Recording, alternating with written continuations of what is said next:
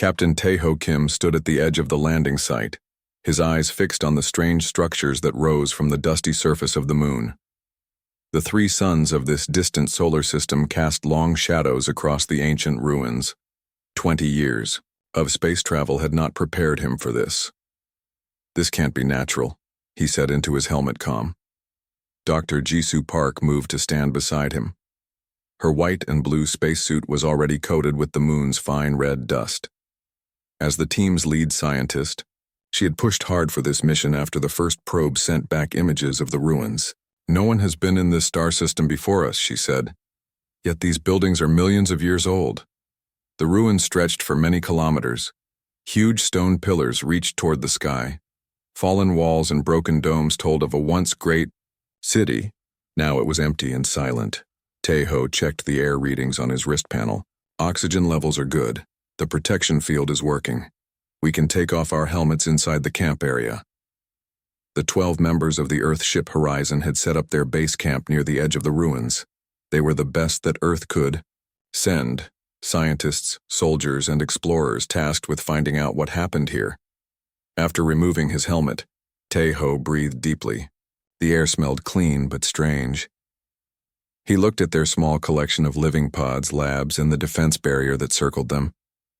It all seemed very small next to the ancient city. "Captain, we found something." The voice of Dae-sung, Lee, the team's language expert, crackled through Tae-ho's comm unit. "You should come see this right away." Tae-ho and Jisoo walked quickly through the camp to where Dae-sung waited at the entrance to one of the ruined buildings. Young Ho Choi, the team's physicist, stood next to him, his face pale. "What is it?" Tae-ho asked. "We went inside to scan the walls," Dae-sung said. He pointed to the dark doorway. "There are markings all over the inner chamber, and they glow when we get close." Tae-ho frowned. "Show me." The four of them entered the building. It was cooler inside, and the light from outside faded quickly as they moved deeper. Dae-sung turned on his light and pointed it at the wall. The stone surface was covered with strange symbols, lines and curves that seemed to move if you looked at them too long. As Tae-ho stepped closer, the symbols began to glow with a soft blue light. "They react to our presence," Jisoo said. Her eyes were wide with wonder. "I've never seen anything like this." Young-ho held up a small device. "The eye energy readings are off the charts. Whatever is making them glow, it's not any power source we know." Dae-sung moved his tablet over the symbols. "I've been trying to understand these markings. They're not just pictures. They seem to be a complex language. But there's something else." He hesitated. "They also contain mathematical formulas. Advanced ones." "Can you read any of it?" Tae-ho asked. Dae-sung shook his head. "Not yet. But I think the whole room is telling a story. Look at how the symbols flow from one wall to the next." Jisoo walked around the chamber slowly. "This place wasn't built by people like us. The beings who made this must have been far more advanced.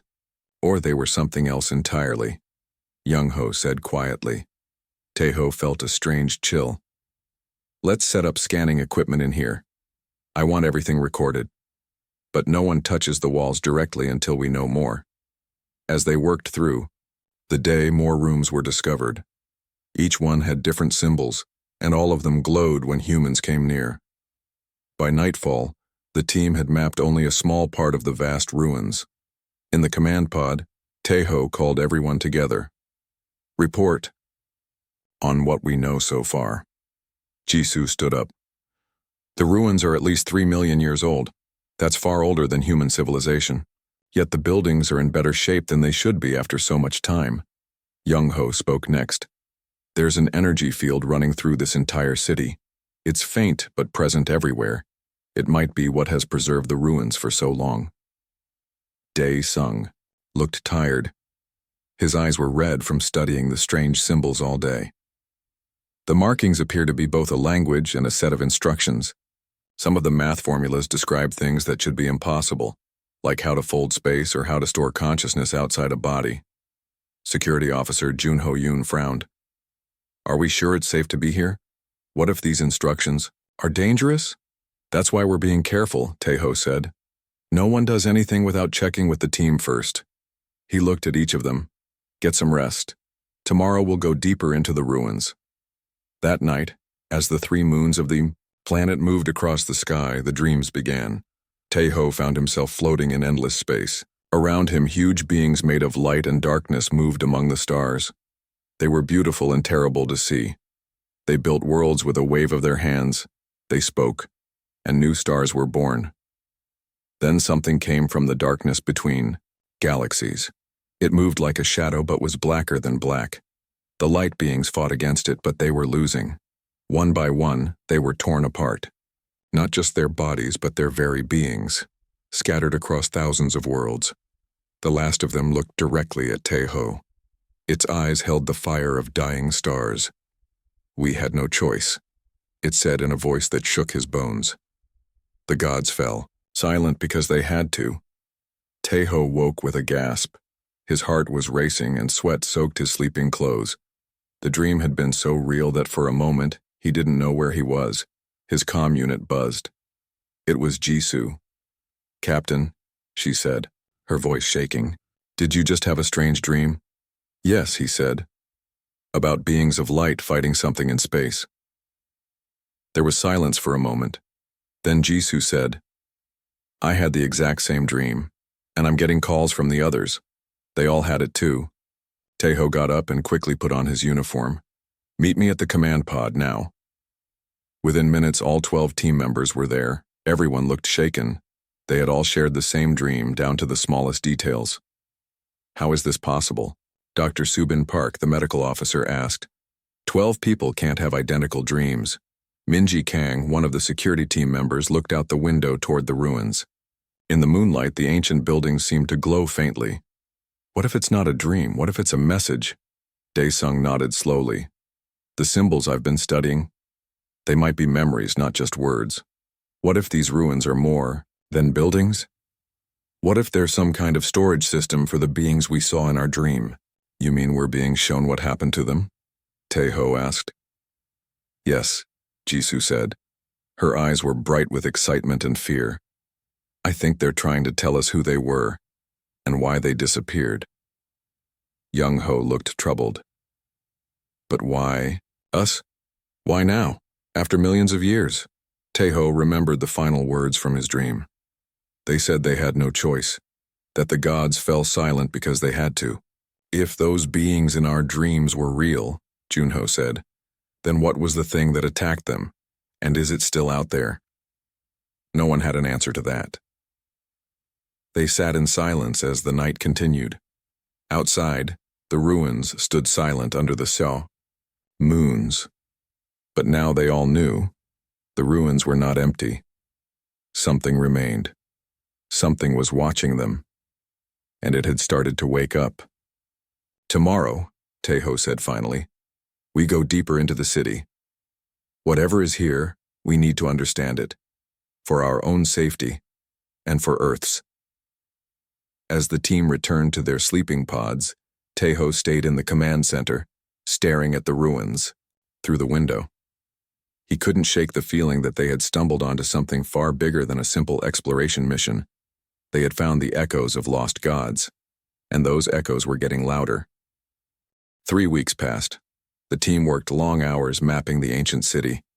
They found more rooms with glowing symbols and strange devices that seemed untouched by time. But the deeper they went into the ruins, the harder it became to talk with.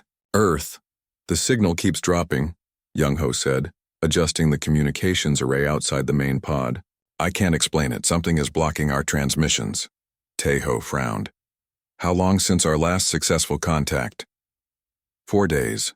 We got a short message through, but nothing since then." This was not good news. The mission plan required daily check-ins with Earth Command. Being cut off meant they were truly alone, millions of light years from home. "Keep trying," Taeho ordered. "In the meantime, we continue our work." That morning, Jisoo called everyone to the large meeting room. Her face showed both excitement and worry. "I've made a breakthrough," she said, pointing to the images displayed on the wall screen. "These beings, the ones from our shared dreams, they weren't gods in the way we think of gods. They were a species that evolved beyond physical form. The E screen showed her translations of the wall symbols they had recorded. According to what I can read, they existed as pure energy and thought. They could create and destroy stars. They lived for millions of years. Then what happened to them? Subin asked. Jisu's face grew serious. War happened. They fought against something that came from outside our galaxy, something that hunts advanced life forms, and they lost. Young-Ho stepped forward. The energy patterns we're detecting throughout the ruins. I think they're more than just power sources. He pulled up his own data on the screen. They have a pattern that matches brainwaves, very complex ones. Are you saying there's still something alive here? Junho asked, his hand moving to the weapon at his side.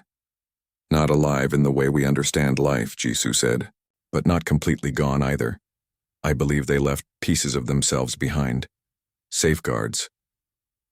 Safeguards against what? Taeho asked. Before Jisoo could answer, a call came through on the emergency channel. It was Minji Kang's voice, tight, with panic. Captain, Eastern Section, we need help. Taeho and Junho ran immediately, followed by Subin with her medical kit. The eastern part of the ruins was the newest area they had started to explore, a series of tall buildings that looked like towers. They found 2 security team members standing outside one of the towers, their faces pale with worry. What happened? Taeho demanded. It's Minji, one of them explained. We were doing a routine check of the area. She went into this building and then just disappeared. We've been searching for 2 hours. Taeho organized search teams. For the next 2 days, they looked everywhere for Minji. They called her name through the ruins, used scanners to detect any sign of her, and checked every room they had mapped. There was no trace of her. Then, on the 3rd day of searching, Daesung made a strange discovery. Captain, there's a new room here, he said, standing in a hallway they had checked many times before. I swear this doorway wasn't here yesterday. The doorway led to a large round chamber they had never seen. The walls were covered with swirling patterns that glowed brighter than any they had found before, and in the center of the room, sitting cross-legged on the floor, was Minji. She was surrounded by floating symbols made of light. They spun slowly around her, casting blue and gold reflections on her face. Her eyes were open but unfocused. Minji, Taeho called, starting forward. Subin caught his arm. Wait, look at her eyes. Minji's pupils were much larger than normal, covering almost her entire eye. She slowly turned to look at them, but her movements were stiff, as if she was not fully in control of her body. They showed me, she said in a flat voice. I understand now. Who showed you? What do you understand? Taeho asked, approaching carefully. The ones who came before. The ones who made this place. Minji's voice sounded distant. Humanity wasn't an accident. We were created with a purpose. We are insurance. Subin moved forward with her medical scanner. Her brain activity is off the charts. I've never seen patterns like this. Get her back to the medical pod, Taeho ordered. I want to know what's happening to her. They helped Minji stand, but she moved as if in a trance. The floating symbols followed her to the doorway, then faded away. In the medical pod, Subin ran test after test. What she found shocked everyone. Her brain is changing, Subin explained, showing them the scan results. New connections are forming, at an incredible speed. It's like her brain is being rewired. Is it hurting her? Taeho asked. She's not in pain, but this isn't normal. No human brain should be able to change this quickly. Minji sat on the examination table, staring at the wall. She had not spoken since they brought her back. Now she suddenly turned to look at them. The ancients knew something was coming, she said. Her voice was stronger now, but still not quite her own. Something that hunts intelligence across the universe. They couldn't stop it, not completely. So they scattered their consciousness across thousands of worlds, seeding primitive species with dormant potential. What do you mean by dormant potential? Jisoo asked. Code, Minji replied. Hidden in DNA, waiting for the right moment. Taeho felt a chill run through him. Are you saying these ancient beings put something in our genetic code? In human DNA? Minji's face showed a smile that looked wrong somehow. They needed vessels that could carry their knowledge, but also vessels that could fight in ways they couldn't. Fight what? Junho asked. The hunters. The god-killers. Minji's eyes seemed to look through them at something very far away. They're still out there, and they're coming back. Tai-Ho stepped closer to her. Minji, you said we were insurance. What did you mean by that? Not just insurance, Minji said. Weapons. The ancients couldn't defeat the hunters, so they made us to do what they couldn't. That's crazy, Young-Ho said. We're nothing compared to beings that could build stars. That's exactly why we can win, Minji replied. Her smile grew wider. The hunters detect and destroy advanced intelligence, but humans are different. We're chaotic, unpredictable. Subin looked up from her scanner with worry on her face. Captain, her brain is still changing. These new neural pathways, they're allowing her to process information in ways that should be impossible. Over the next few days, Minji's condition became even stranger. She could solve complex equations that had puzzled the team for weeks. She started drawing designs for devices no one understood. And she was not the only one changing. 2 more team members began showing the same symptoms. Headaches followed by sudden insights and new abilities. They started working with Minji, building something using parts from their equipment. We need to stop this, Junho told Tai-Ho privately. Whatever's happening to them, it's changing who they are. Tai-Ho watched through the window as Minji worked with incredible focus. But what if she's right? What if something really is coming? Then maybe we should warn Earth, Junho said. If we can get communications working again. But the next day they received a broken transmission from Earth. The video was unclear, cutting in and out, but what they could see was terrifying. People running through streets, others standing still, their faces blank, some working together to build strange devices just like Minji and the others. It's spreading, Daesung whispered as they watched. Whatever's happening here, it's happening on Earth too. How is that possible? Tai-Ho asked. We've been careful not to touch anything. We've followed all safety protocols. Subin, who had been studying blood samples from the affected team, members looked up with horror on her face. It's in us, she said quietly. Whatever the ancients left behind, it was inside us all along. The ruins just woke it up. Tai-Ho looked back at the video from Earth, then at Minji and the others working on their mysterious project. What are we becoming? He asked. Minji looked up, as if she had heard him through the walls. Her eyes, now almost black, seemed to stare right into his soul. The answer, she said, though she couldn't possibly have heard his question. We are becoming the answer to a question asked millions of years ago. By the end of the 2nd month, 6 of the 12 team members showed signs of change. Minji, Young-Ho, and Jisoo worked without rest on their strange devices. 3 others, the pilot and 2 research assistants, joined them. They barely ate or slept. When they did sleep, they all shared the same dreams. Tai-Ho, Daesung, Subin, and Junho watched with growing worry. They seemed immune to whatever was affecting the others. Why aren't we changing like them? Daesung asked as they met in the command pod. Subin looked at her medical data. I've been comparing our DNA. There might be a gene that makes some people more open to this influence. Junho paced the small room. We should destroy whatever they're building. It can't be good. We don't know that, Tai-Ho said, though he shared the worry. Let's understand what's happening before we act. They went to the work area where the affected team members had set up a makeshift lab.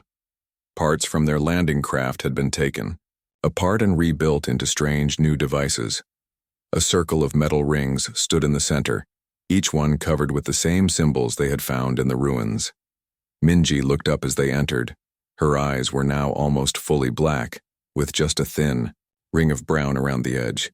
She had lost weight and there was dried blood under her nose. It's almost ready, she said, her voice flat. What is? Tai-Ho asked. A beacon and a weapon. Jisoo stepped forward. Like Minji, she had changed.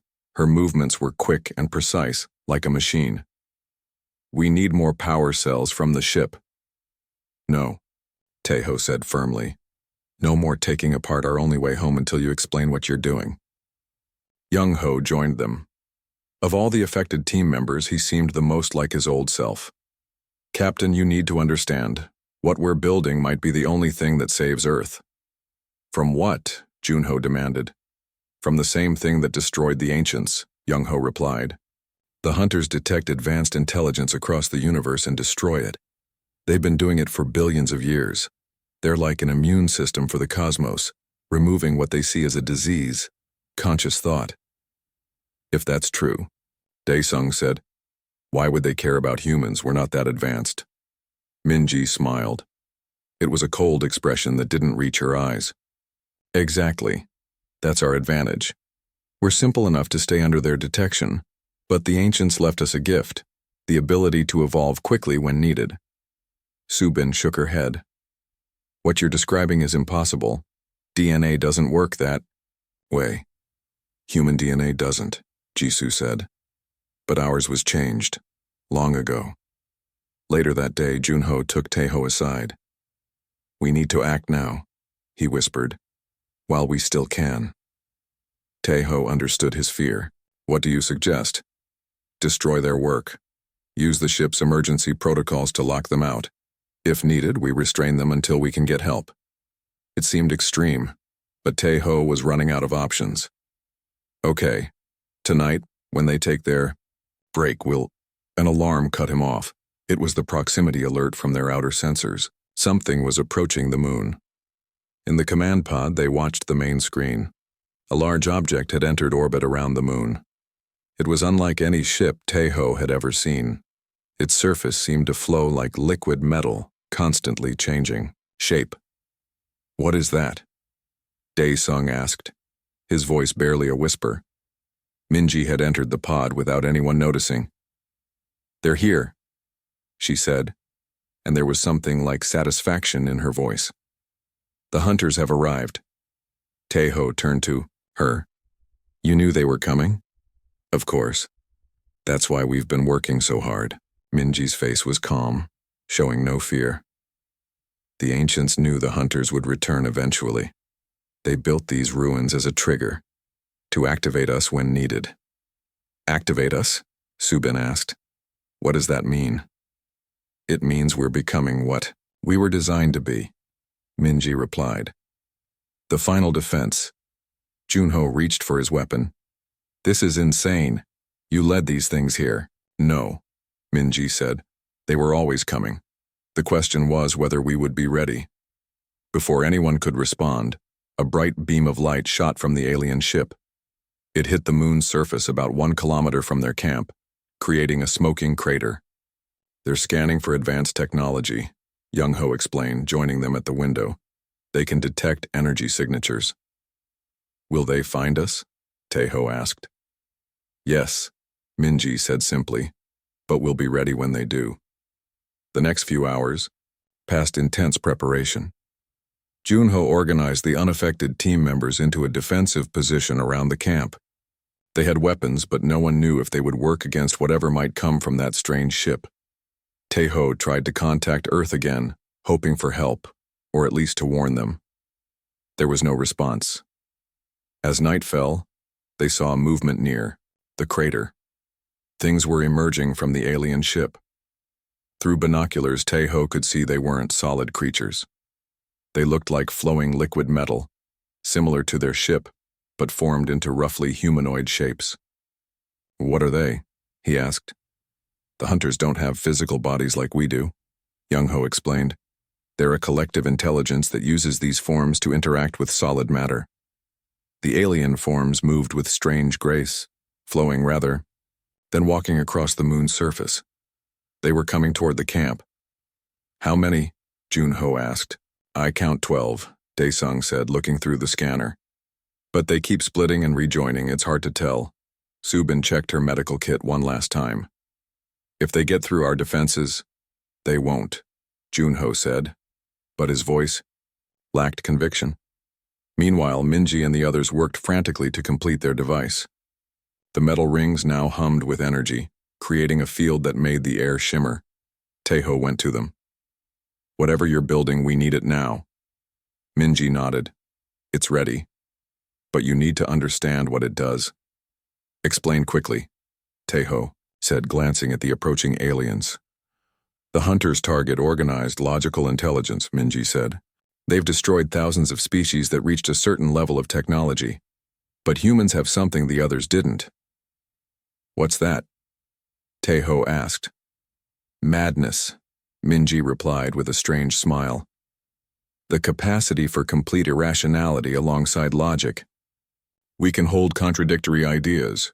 We make choices based on feelings, not just facts. That's what the ancients saw in us, and what they enhanced. Young-ho stepped forward. This device broadcasts pure human thought patterns, but amplified and concentrated on the chaotic elements, the parts of our minds that don't make logical sense. And that will stop them? Taeho asked, not understanding. It will confuse them. Maybe destroy them, Jisoo said. Their entire existence is based on pure logic. They can't process true chaos. Outside, the first shots were fired. Junho and his team had opened fire on the approaching aliens. Their weapons seemed to hurt the creatures, but only briefly. The liquid metal forms would splash apart, then reform and continue moving forward. We can't stop them with guns, Junho shouted through the comm. We need another plan. Taeho looked at Minji. Do it. Activate your device. Minji placed a small crystal in the center of the rings. It began to pulse with light. Everyone needs to stand clear, she warned. The first pulse will pass through. Humans, but we don't know what repeated exposure might do. The team moved back as the rings spun faster. A wave of energy spread outward from the device, invisible except for a slight distortion in the air, like heat rising from hot ground. When it reached the alien attackers, they froze in place. Their flowing forms became rigid, as if struggling against some invisible force. It's working, Young-ho said, watching through the window. A second pulse followed, stronger than the first. This time the effect was more dramatic.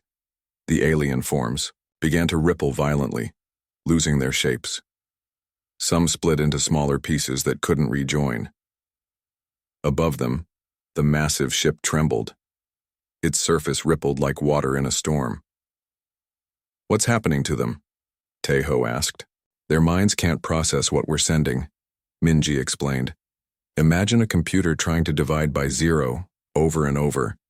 They're experiencing something they have no defense against, pure human irrationality. A third pulse shot out from the device. The remaining alien forms collapsed completely, becoming pools of inert metal on the ground. In orbit, their ship began to fold in on itself, its surface twisting in impossible ways. The madness of men, Jisoo said quietly as they watched. It turns out that's our greatest weapon. As the alien ship collapsed into nothingness, Minji turned to Taeho. Her eyes were starting to return to normal, the black receding to show her natural brown color. It's not over, she said. These weren't the only hunters out there, and we aren't the only weapons. Taeho looked at the ruins, which seemed to glow faintly in the darkness. What happens now? Now, Minji said, we prepare, because the war the ancients couldn't win has just begun again. A week after the first attack, things began to return to normal, or as normal as they could be after what had happened. The affected team members slowly recovered. Their eyes returned to their natural colors. They began to eat and sleep regularly, again. But they were not the same people they had been before. The changes to their brains are permanent, Subin told Taeho during a medical briefing. The new neural pathways are stable. They've kept the knowledge and abilities they gained. Are they dangerous? Taeho asked quietly. I don't think so, Subin said. But they're different now. They understand things we can't. Taeho nodded. He had noticed the change in how Minji and the others spoke. They used simpler words but expressed complex ideas. They seemed to know things without being told, and they still worked on their devices, though with less desperate energy than before. What about Earth? He asked. Any contact? Young-ho fixed the communication system, Subin said. We received a message this morning. It's Not good news. The message from Earth showed the same changes happening there on a much larger scale. Millions of people had been affected. Some cities were in chaos as people suddenly stopped their normal lives to build strange devices. Governments were struggling to maintain order, but there was also organization emerging from the chaos. The affected people were working together, with a common purpose, and they were preparing for something. The hunters will send more ships, Minji explained when Tai-Ho asked her about the message.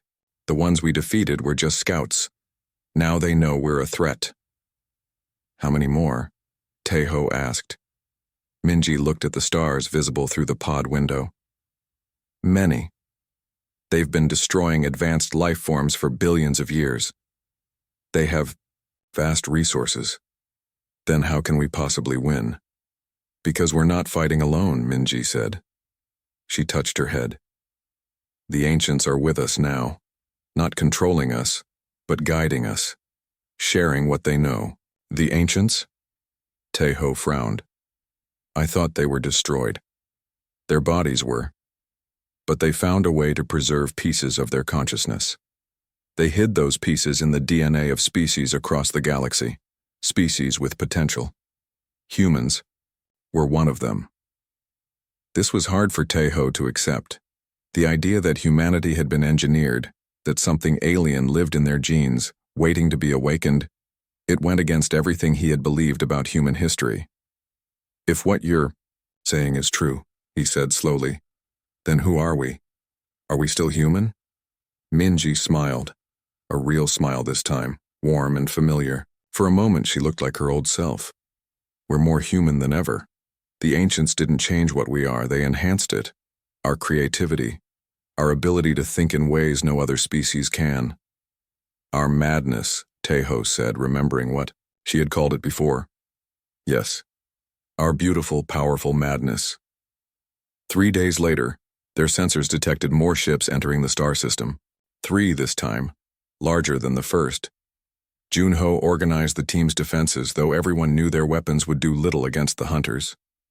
Their real defense was the device Minji and the others had built, what they now called the broadcaster. We've improved it, Young-Ho explained as they gathered around the machine. It looked different now, more refined, with multiple crystal components arranged in a complex pattern. It can project a stronger field and target specific areas. Will it be enough against 3 ships? Daesung asked. It should be, Jisoo said. But we need to be ready for ground forces too. They'll try to destroy the broadcaster. Tai-Ho looked at his team. Despite everything, he felt proud of them. They had faced something beyond human understanding and had not broken. Whether changed or unchanged, they were still fighting. Whatever happens, he told them, we stand together.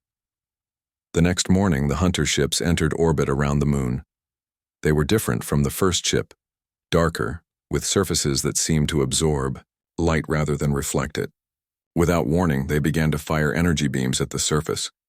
They're trying to destroy the ruins, Young-Ho said, watching the monitors. They know that's what woke us up. Huge sections of the ancient city were vaporized as the beams hit. Dust and debris filled the air, creating a haze that blocked the sunlight. They'll target us next, Junho warned. We need to activate the broadcaster now. Minji moved to the control panel. It's not that simple. We need to wait until they send down their ground forces. If we use it too soon, they might adapt to... Dorkorn, how could they adapt to chaos? Subin asked. By becoming chaotic themselves, Minji answered grimly. We don't want that. They didn't have to wait long. Soon the sensors showed objects launching from the hunter ships. Hundreds of them, falling toward the moon's surface like metallic rain. These aren't like the ones we faced before, Jisoo said, her eyes fixed on the monitor. They're more advanced, more dangerous. When the objects landed, they unfolded into forms twice the size of a human. They weren't trying to look humanoid. This time, they moved on multiple limbs like giant insects made of flowing metal. And they were coming straight for the camp. Activate the defense barriers, Tai-Ho ordered. The energy field around the camp hummed to life, creating a dome of protection. It wouldn't stop the hunters for long, but it might buy them time. How close do they need to be before we can use the broadcaster? he asked Minji. Close, she said. Very close. The effect is stronger at short range. Junho positioned everyone, with weapons at key points around the camp. The unaffected team members would fight to protect the broadcaster. The affected ones would operate it when the time came. The first hunter reached the barrier. It pressed against the energy field, its form rippling as it tried to find a way through. Others joined it, spreading out to surround the camp. There were dozens of them now, their metal bodies gleaming in the dim light. Without warning, one of them transformed its limb into a spike and drove it into the barrier. The energy field sparked and weakened. They're breaking through, Junho shouted. More hunters attacked the barrier. Each hit made it flicker more. It wouldn't hold much longer. Inside the camp, Minji looked at Young-ho and Jisoo. They nodded to each other, a silent agreement passing between them. We're activating the broadcaster, Minji told Taiho. Everyone needs to be inside the inner ring for protection. The team hurried to gather in the center of the camp, around the broadcaster device. The affected members took positions at control panels around it. What's different this time? Taeho asked, noticing new elements to their setup. We're not just broadcasting chaos, Young-ho explained. We're broadcasting specific human thought patterns, art, music, poetry, dreams, things that make no logical sense but have deep meaning to humans.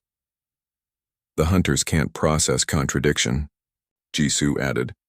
They can't understand how something can be both logical and illogical at the same time.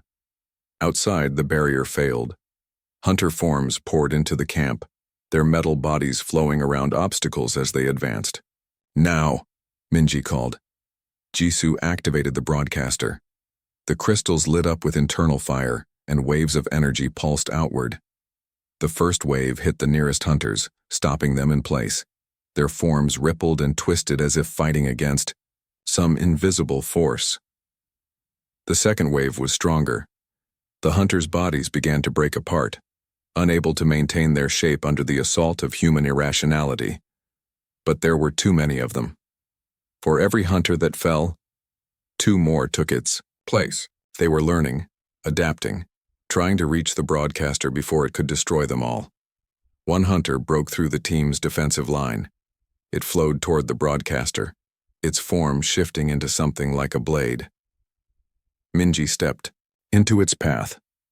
Increase the power, she shouted to Young-ho. Full strength. That could affect us too, he warned. Do it. Young-ho pushed the controls to maximum.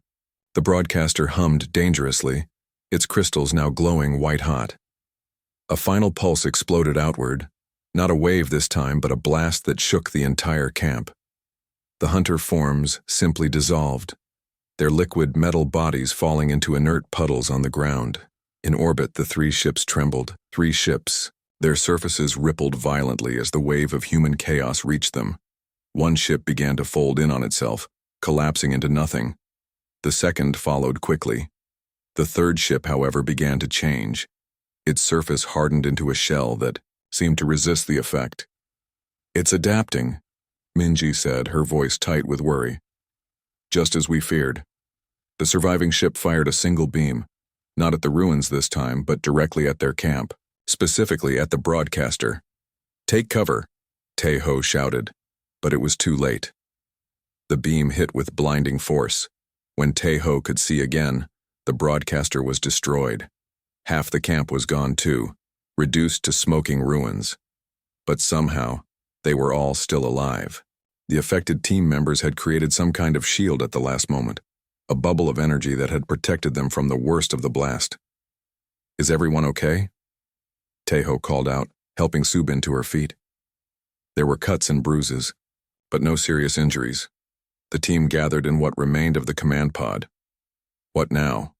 Daesung asked, looking at the wreckage of the broadcaster. Can we rebuild it? Minji was staring up at the sky, where the third hunter ship still orbited. We don't need to, she said. Her voice was calm despite everything that had happened. Look. In orbit, the hunter ship was changing again, but not like before. Its hard shell was cracking, light pouring from the brakes. 1 month after the battle, the team prepared to leave the moon. They had done all they could here.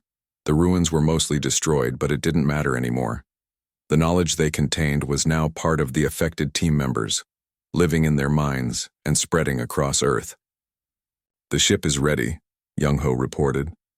"We've repaired the damage and have enough fuel to reach home." Tae-ho nodded. He looked around at what remained of their camp. So much had changed in such a short time. They had come to study ruins and, instead, had discovered the true history of humanity, and perhaps its future. "Pack everything," he ordered. "We leave in 6 hours."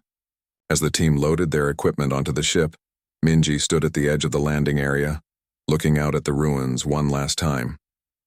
Tae-ho joined her. "Will you miss this place?" he asked. Minji smiled slightly. "No, but I'm grateful for what it showed us."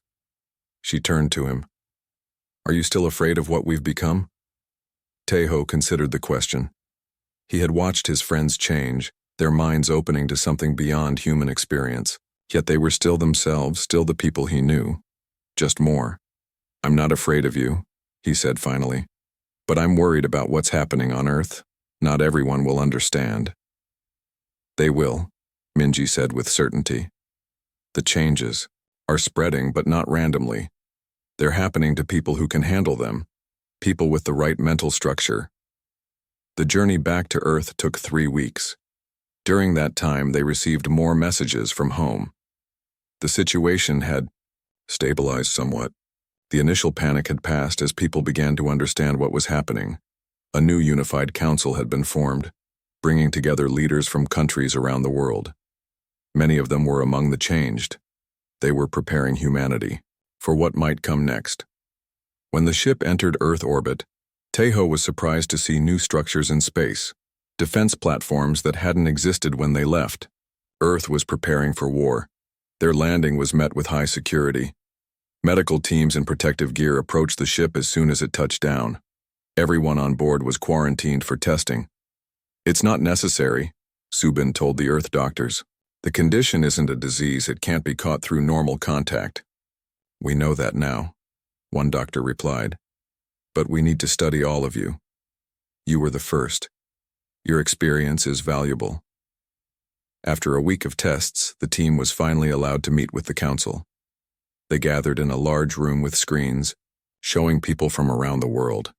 Some were in the room physically, others connected remotely. All had the same look in their eyes that Minji and the others had, a depth of understanding that hadn't been there before.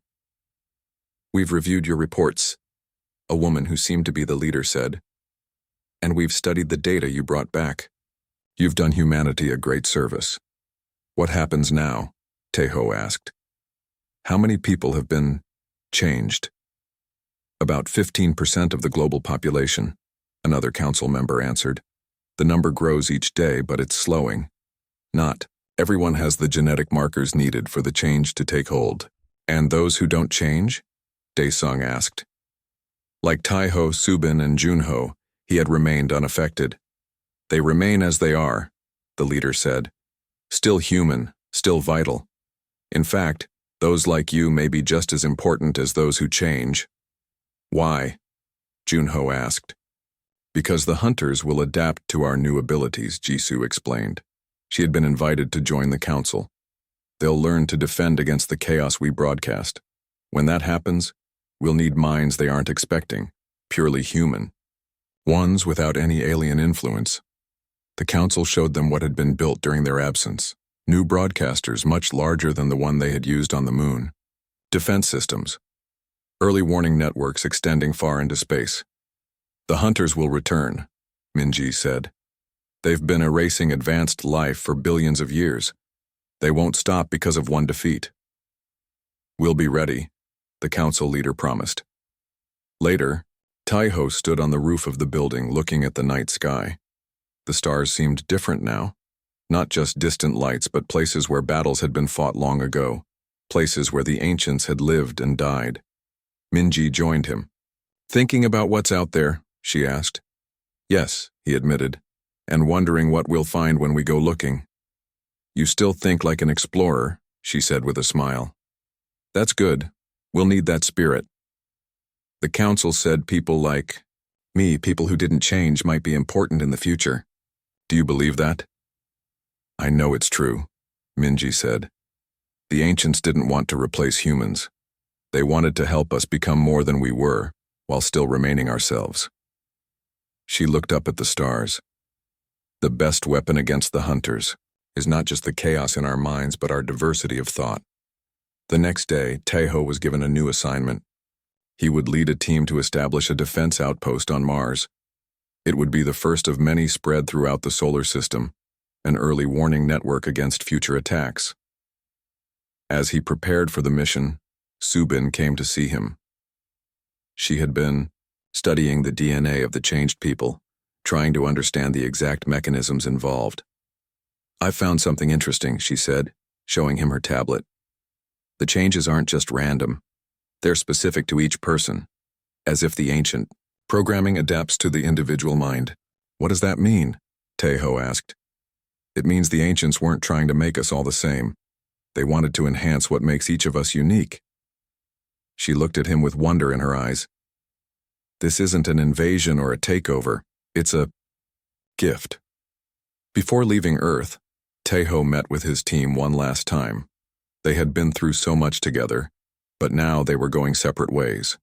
Minji and Young-ho were joining research teams developing new defense technologies. Jisoo was working with the council.